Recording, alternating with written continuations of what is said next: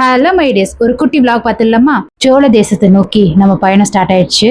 ஏன் இப்படி சொல்லணும்னு உங்களுக்கே கடைசியில் புரியும். ஷர்ட் எடுக்க போனது என்னோட ஹஸ்பண்டுக்கு தான். ஆனால் அவர் பார்த்துட்டு இருந்தது அவர் பிள்ளைக்கு. எல்லா பாய் மாதிரியும் நானும் போயிட்டேன் கேர்ள் பேபி செக்ஷனுக்கு போயிட்டு அங்கே குட்டி குட்டி ட்ரெஸ்லாம் எடுத்து ஆசையில் பார்த்துட்டு என் ஹஸ்பண்ட்லாம் சரி பார்த்ததெல்லாம் போதும், நம்ம இருக்கிறது ஒரே ஒரு ஆண் குழந்தை தான், அதுக்கு போய் ட்ரெஸ் எடுப்போமான்னு சொல்லிட்டு அதை எடுத்தாச்சு. அவருக்கு மட்டும் தான் ட்ரெஸ் வந்து செட் ஆச்சு. ஏன்னா அவருக்கு மட்டும் தான் நாங்கள் காசு பார்க்காம எடுப்போம், பிள்ளைக்கு தானே அப்படின்ட்டு. ஆன்லைனில் சும்மா ஸ்க்ரோல் பண்ணிட்டே இருந்து இந்த பேக் மிந்த்ராவில் எவ்வளோ இருக்கும், மீஷோவில் எவ்வளோ இருக்கும், சேச்சே இதெல்லாம் கம்மியாக தான் இருக்கும், இங்கே வாங்க வேணாம் அப்படின்ற மாதிரி நம்ம மைண்ட் செட் அப்படியே பழகி போயிடுச்சுங்க. சரி குழந்தைங்க வாங்கினது அப்படியே பில் போட்டு எடுத்துட்டு இப்போதான் நான் சொன்ன அந்த சோழ தேசம், அதாவது கடையை சோழ தேசம்னு சொல்ல நாங்கள் தேடி போன பொருள் தான் சோழ தேசம்னு சொன்னோம். அப்படி என்ன பொருளமாக நீங்கள் தேடி போனீங்கன்னா ஒன்றும் ஒரு சட்டை. ஷர்ட்டுக்கெல்லாம் எந்த இடத்துலையும் பஞ்சம் இல்லை, ஆனால் கலருக்கு தாங்க பஞ்சம்.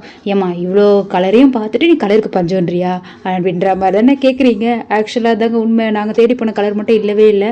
ஒரே மன வருத்தத்தோடு அப்படியே வந்துட்டோன்னா ரொம்ப மனசு வலிக்கும் அப்படின்றதுக்காக எனக்கு பிடிச்ச வேஃபலை மட்டும் வாங்கி சாப்பிட்டு டாட்டா பாய் பாய் அப்படி சொல்லிட்டு கிளம்பிட்டோம்.